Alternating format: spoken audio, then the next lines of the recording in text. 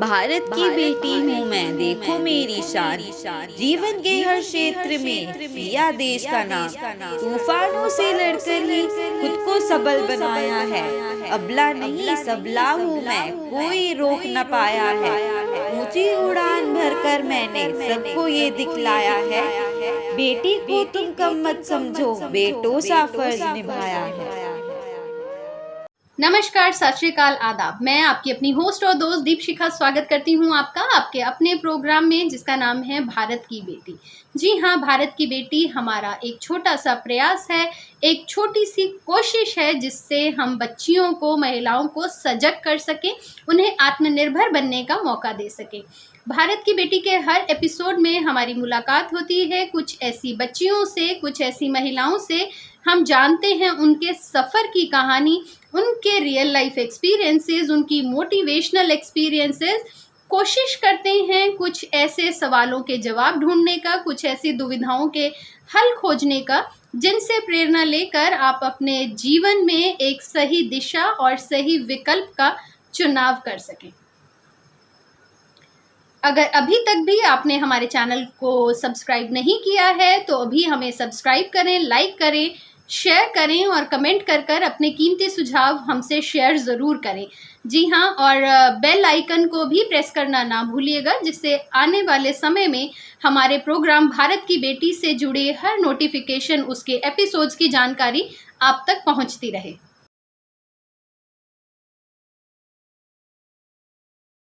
आज भारत की बेटी के इस नए एपिसोड में हमारे बीच में हैं एक बहुत ही खास महिला मेहमान। स्वागत करते हैं हम उनका।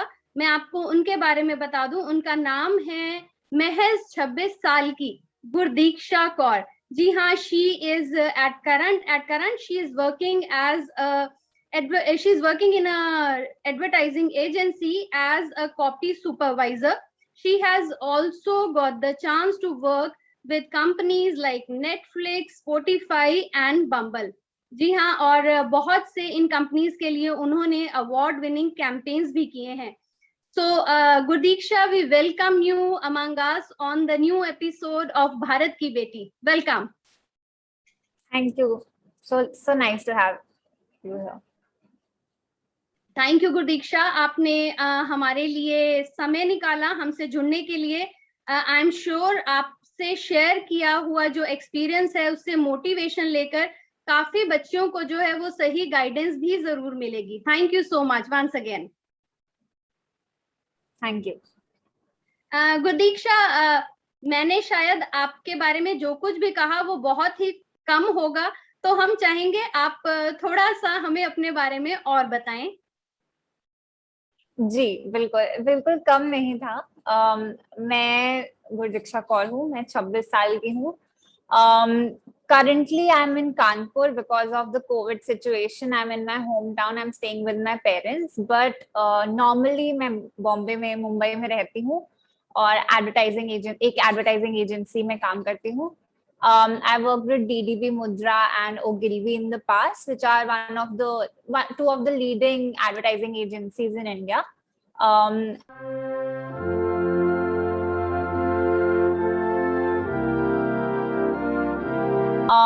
हाँ, जैसा कि आपने भी बोला, मैंने अपने 3-4 साल के एक्सपीरियंस में कुछ अच्छे कैंपेन्स डिजाइन किए हैं for brands like Netflix, Spotify, Bumble and Zee Cafe. And हाँ, आई मीन काफी अच्छा एक्सपीरियंस रहा है अभी तक, एंड बहुत आगे जाने का प्लान है बस।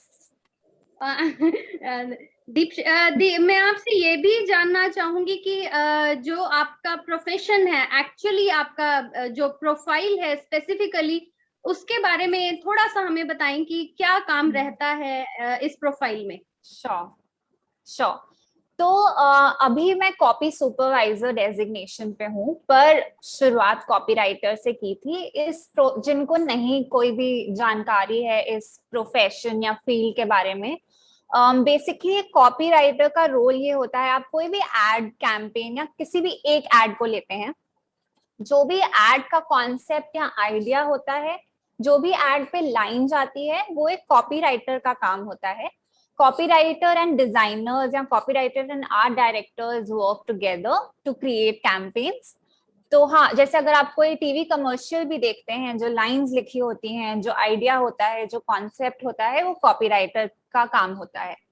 तो basically that is my profile and that is what I do day to day.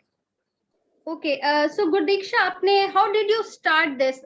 आपका जो इंटरेस्ट था वो इसमें था, और व्हाट कोर्सेज एक्चुअली, क्या इसके लिए आपको कुछ कोर्सेज करने पड़े थ्रू, मतलब व्हाट वाज द चैनल जिसके थ्रू आपने इस लाइन में एंटर किया? श्योर. सो आई मीन, मैं बिल्कुल क्लूलेस थी एक टाइम पे. When I was in middle school, high school, I didn't know कि advertising is a profession actually, as ignorant as it may sound. उसके तो क्लास 8th 9th में मुझे रियलाइज होने लगा कि मेरे को कुछ क्रिएटिव करना है, and it will be great अगर कोई ऐसा प्रोफेशन हो जहां मैं अपना क्रिएटिविटी यूज कर पाऊं. क्लास 11th 12th में मैंने साइंस करी, बिकॉज हमारे स्कूल में साइंस और कॉमर्स के अलावा और कोई ऑप्शन नहीं था.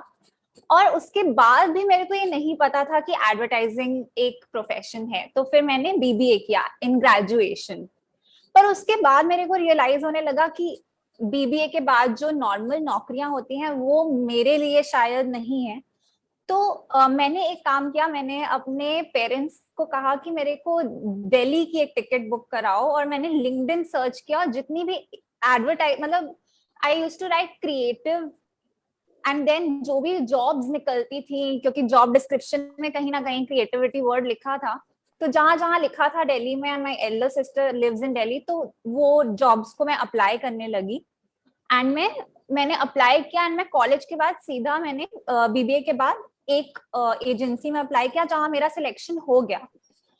तो उसके बाद मुझे समझ आ गया कि हाँ, ये काम है जो मेरे लायक है, एंड मैं इसमें अच्छी हूँ.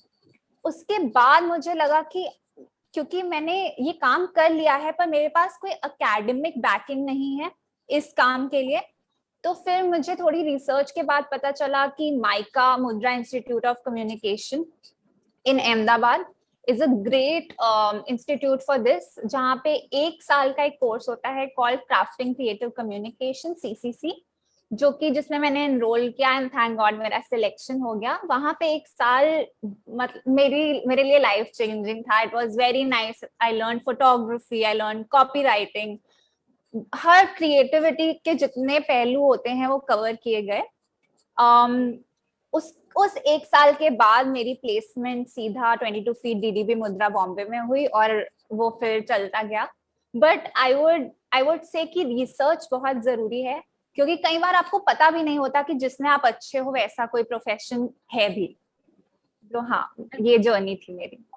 गुरदीक्षा, इसके साथ ही मैं आपसे ये भी जरूर पूछना चाहूंगी, जैसे आपने पहले बीबी किया, you did your graduation, right? So क्या आपको लगता है कि शायद कहीं अगर उससे पहले, जैसे 12th करने के बाद भी या कुछ, तो उस तब भी आप इस चीज को परस्यू कर सकती थी? आपको लगता है कि शायद आप थोड़ा सा आपने देर कर दिया अपने इंटरेस्ट को पहचानने में? और did your family support you when you like made your mind to change your line?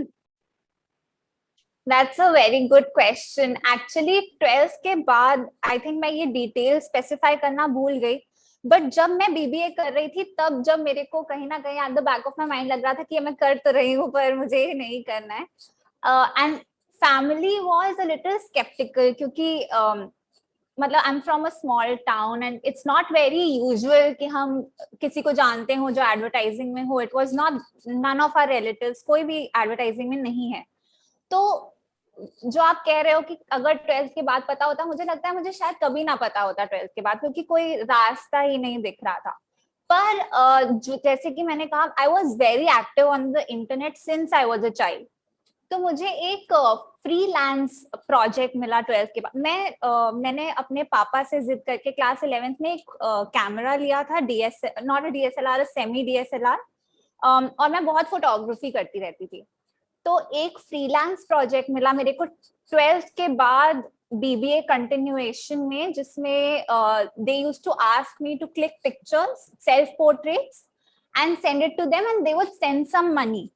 तो एज अ ट्रायल मैंने वो बीच में ट्राई किया BBA के साथ साथ, ताकि मुझे भी पता लगे कि क्या ये लाइन में सच में I can earn make a living, and इससे मेरे पेरेंट्स को भी पता चल जाए whether it is a practical career और नॉट। तो आई थिंक वो बहुत ही इंपॉर्टेंट फेज था, वो ट्रायल वाला फेज। उसके बाद ही उनको इतना कॉन्फिडेंस आया कि चलो बीबीए के बाद we send you to Delhi and let you work in an agency. So I think that was very important. Yes, and you like proved it कि जो भी आपने सोचा था, जो भी आपकी एक एम था या जो चीज आपको दिखाई दे रही थी, दैट वाज सिर्फ ये नहीं है कि आप अंधेरे में हाथ मार रही थी, लेकिन आपको वो चीज समझ आई और आपने उस चीज को परस्यू किया। That's commendable गुरदीक्षा। गुरदीक्षा, मैं ये भी पूछना चाहूंगी कि आप अब you are living alone in Mumbai? Right now, because of COVID, I moved back with my parents for some time. But yes, I lived alone in Bombay for 2 years. Okay, तो कैसे आप वहां पर या आप जब यहाँ पर हैं during this like pandemic time, how difficult like it has been, और कैसे क्या कुछ चैलेंजेस जो हैं वो ज्यादा हो गए हैं और like things have become more easier? I think जितना चैलेंजिंग कुछ लोगों के लिए रहा है, I should acknowledge the fact that कुछ लोगों के लिए बहुत ही चैलेंजिंग रहा है, जिनको कोविड की वजह से बहुत सारी प्रॉब्लम्स, हेल्थ प्रॉब्लम्स भी झेलनी पड़ी हैं। ग्रेटफुल कि वो उतना नहीं हुआ, बट जब मैं बॉम्बे में थी it used to get very difficult because जब लॉकडाउन नहीं था it used to be a very seamless routine कि आप सुबह आपने अपना लंच पैक किया, आप घर से बाहर गए, सब नौकरी हो गई, आप घर आ गए, आपने रिलैक्स कर लिया। बट कोविड में वो दोनों वर्ल्ड्स का लाइन एकदम ब्लर हो गया, कुछ पता नहीं था कब रिलैक्स करना है, कब काम करना है, कब खाना है। दूसरों को भी प्रॉब्लम ये होती है कि इन पर्सन आप देखते हो कि ये इंसान फ्री बैठा है या बिजी है तो आप नहीं उनको बॉदर करते हो, लेकिन लॉकडाउन में सबको लगता है अरे घर पे ही तो है, कोई प्रॉब्लम नहीं है, चलो let's send her a meeting link. And it's not just other people, everyone is guilty of that. You assume कि दूसरा इंसान फ्री बैठा है, घर पे है, तो चलो कुछ काम कर लेते हैं। आई थिंक वो बहुत प्रॉब्लम रही उन, I mean in the start of lockdown काम और लाइफ में कोई सेपरेशन नहीं बचा था, बट धीरे धीरे करके बाउंड्री सेट करी ताकि even if I want to do something like I want to take out time to water my plants, I should have time to water my plants. I shouldn't give up that time to work. So I think वो बहुत जरूरी है. That's we appreciate that how you like it was a challenge for everyone. और जैसे आपने बताया जब आप अकेली भी थी तो स्ट्रेस भी डेफिनेटली बहुत ज्यादा होता है, क्योंकि because there is no one else to support you and to help back ना, so it becomes really challenging. Gurdiksha, मैं आपसे ये भी जानना चाहूंगी कि जैसे हमारी सोसाइटी में आमतौर पर भी देखने को मिलता है कि कुछ एक फैमिली प्रेशर होता है बच्चों के ऊपर कि मेडिकल है या नॉन मेडिकल है, आपने स्ट्रीम को लिया है तो इससे फॉलो करो, और sometimes they are unable to tell their parents कि हम ये नहीं करना चाहते और हम अपना जो पैशन है उसको फॉलो करना चाहते हैं। तो ऐसी बच्चियों के लिए what would you like to say how they should overcome this thing? I think ये one of the biggest hurdles होता है to pursue what you really want to. पहले तो मैं एक चीज बोलूंगी कि आई नो हम लोग सोचते हैं ज्यादातर बच्चों को कुछ क्रिएटिव करने का मन होता है या ऐसा लगता है कि चलो हम कुछ डिफरेंट करते हैं, but I think doctor and engineer को बहुत ही ब्रूटलाइज कर दिया, बहुत ही ब्रूटली हमने एक सेक्शन में डाल दिया है कि ये बिल्कुल बोरिंग फील्ड्स हैं। आई डोंट थिंक ऐसा है।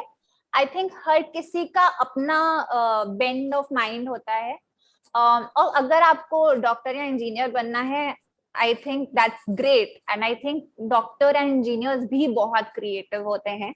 बट हाँ, आई थिंक पेरेंट्स के मन में एक ये डर होता है। आई थिंक पेरेंट्स इसलिए रोकते हैं अपने बच्चे को कुछ लेफ्ट ऑफ फील्ड करने के लिए क्योंकि उनको लगता है कि आप फाइनेंशियली स्टेबल नहीं हो पाओगे, and that is a very genuine concern. I mean, if my kid is also pursuing something, and I would recommend कि आप पहले financially stable हो जाओ फिर करो. But हाँ, I think अगर आपको इस hurdle को overcome करना है, तो जैसे मैंने, I mean, I'm not saying कि ये सबसे अच्छा तरीका है. I know some girls, especially, no matter what they do, they will face this problem, and I empathize with them. But अगर आप कोई तरीका है जिससे ये दिखा पाओ कि जो आप करना चाहते हो उसमें you can make a living. जैसे for example, take a freelance project. If you want to become a designer, take a freelance project and see if you are getting enough pay. And if you can show अपने mummy papa को कि ये देखिए मैं अपने skill से कुछ कमा पा रही हूँ, आई थिंक उनको भी एक प्रूफ मिल जाता है, एंड वो भी एक राहत की सांस लेते हैं कि चलो, आई मीन, ये सही है. फिर आप मे बी अपने, जैसे अगर मैं डिजाइनर बनना चाहती हूँ, मैंने पहले एक फ्रीलांस प्रोजेक्ट किया, फिर इतने पैसे अक्यूमुलेट किए कि मैं एक अच्छा कोर्स कर पाऊं, अगर आपको जरूरत हो उस कोर्स की, और फिर और नौकरी ढूंढो अगर आपको ये रास्ता फॉलो करना हो तो. लेकिन हाँ, आई थिंक एक प्रूफ दिखाना अच्छा रहता है. Actually, sometimes your actions speak louder than your words, so you have to prove yourself. Challenges, life is like full of the challenges, so her step पर हमें अपने आप को डेफिनेटली प्रूव करना पड़ता है. और आपकी इस बात के साथ ही जो भी पेरेंट्स बच्चियां हमारे साथ इस प्रोग्राम को देख रही हैं, मैं आपके थ्रू एक ही मैसेज देना चाहूंगी उनको भी कि आपकी बच्चियों को उड़ने दें, उन्हें अपने पंख फैलाने दें. उन्हें चाहिए सिर्फ थोड़ा सा आसमान, और उनका वो आसमान जरूर बने.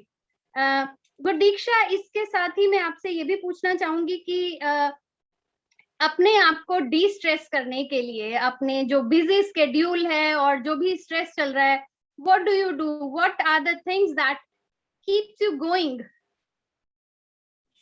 आई think I am a very stay in person. मेरे को कहीं बाहर घूमने कभी कभी अच्छा लगता है अपने फ्रेंड्स के साथ, बट मेरे को कभी कभी चाहिए होता है कि मैं बिल्कुल आइसोलेट होकर एक अच्छी सी बुक पढूं, कैंडल जलाकर सेल्फ केयर करूं. I think I am that kind of a person. I पिछले क्वेश्चन से भी रिलेटेड है. I really feel people should harness the power of the internet. अगर आपके पास इंटरनेट है, ये प्रिविलेज है, तो उसका पूरा इस्तेमाल करें. From de-stressing, from watching a bunch of YouTube videos to looking for productive things है. correct, watching productive videos, watching anything that you like. I think उससे भी क्या होता है कि एक तो आप de-stress कर रहे हो, ऊपर से आप कुछ सीख भी रहे हो. तो आई थिंक मेरे लिए books and even sometimes just sleeping is a great de-stressor, I feel. Okay, so those who dream most do most. You have proved it, right? So गुरदीक्षा, इसके साथ ही मैं आपसे ये भी चाहूंगी कि अब हमारे पास बहुत ही लिमिटेड सा टाइम रहता है. सो आप बच्चों के लिए, जो लड़कियां देख रही हैं, उनके लिए कोई मैसेज देना चाहेंगी? Definitely. I feel, I mean, मैं अपने आप को बहुत ही प्रिविलेज्ड प्लेस से समझती हूँ, इसीलिए मैं ये सब कह पा रही हूँ. कई लोगों के लिए बहुत मुश्किल होता है to pursue what they want, and I acknowledge that. I feel like अगर आपको पता है आपको क्या करना है, तो आप उसकी तरफ पूरे जोर से काम करिए. सेल्फ डिसिप्लिन बहुत जरूरी है. अगर आपको लगता है कि आपकी आर्ट अच्छी है, रोज 15 मिनट आर्ट बनाने की कोशिश करिए. आई नो थोड़ा रैंडम मैसेज दे रही हूँ मैं, पर I think if you really know what you want, try to do it every day. एक रूटीन बना के रखिए, क्योंकि ज्यादातर लोगों को लगता है कि ओ कोई क्रिएटिविटी वाला काम करना है तो बिल्कुल कोई रूटीन नहीं चाहिए होती. I think routine is very important, because अगर आपकी रूटीन सिंपल और स्ट्रिक्ट रहेगी तो आप क्रिएटिविटी में वो लूजनेस अनलीश कर पाओगे. So I think that is discipline बहुत ज़्यादा self discipline is very important, I feel. Very important. Okay, so Gurdiksha, जाते जाते मैं आपसे डेफिनेटली पूछूंगी कि हमारे साथ जुड़कर आपको कैसा लगा, आपका अपना पर्सनल एक्सपीरियंस हम जरूर जानना चाहेंगे। I really appreciate this initiative. I feel मेरे को हमेशा से लगता है कि जैसे मैं स्मॉल टाउन से थी और एक बार मेरे को नहीं पता था कि this world of advertising and creativity exist जिसमें मैं अपनी एक लिविंग बना पाऊंगी। आई थिंक वैसे ही अगर मैं अपने जीवन में कभी किसी छोटी सी स्मॉल टाउन से बच्ची को इंस्पायर कर पाऊं, एक या जितनी भी हो पाए, it will be a great honor, and I think this is one platform where I can do it, so I'm really grateful. Thank you so much for having me. Thank you so much Gurdiksha, अपना time निकालने के लिए, हमारे साथ जुड़ने के लिए। हम उम्मीद करते हैं कि आपके इस एक्सपीरियंस से बहुत सी बच्चियों को डेफिनेटली उन्हें एक नया जोश भी मिलेगा, और जो उनके मन में किसी भी तरीके की कोई डिफिकल्टीज या कुछ भी डिसीजन मेकिंग को लेकर कोई भी अगर प्रॉब्लम्स हैं, उन्हें जरूर उसका आंसर उनको मिल जाएगा। Thank you so much Gurdiksha, thank you. Thank you for having me. अगर आपको हमारा आज का ये वीडियो पसंद आया, आपको आज का ये इंटरव्यू अच्छा लगा, तो हमें सब्सक्राइब करें, लाइक करें, शेयर करें और कमेंट कर कर हमें अपने कीमती सुझाव ज़रूर दें। हम तहे दिल से इंतज़ार करते हैं आपके सजेशंस का, और हम उन्हें चुनौतियों की तरह लेते हैं और कोशिश करते हैं आपकी उम्मीद पर, आपके भरोसे पर खरा उतरने का। भारत की बेटी के अगले एपिसोड में फिर से मुलाकात होगी एक और बेटी से, एक और ऐसी सशक्त महिला से, या फिर एक स्टूडेंट से। जानेंगे उनके मन की बात। तब तक हमारे साथ बने रहिए, जुड़े रहिए, अपना ध्यान रखिए, सुरक्षित रहें, कोविड प्रोटोकॉल के नियमों का पालन करें। धन्यवाद।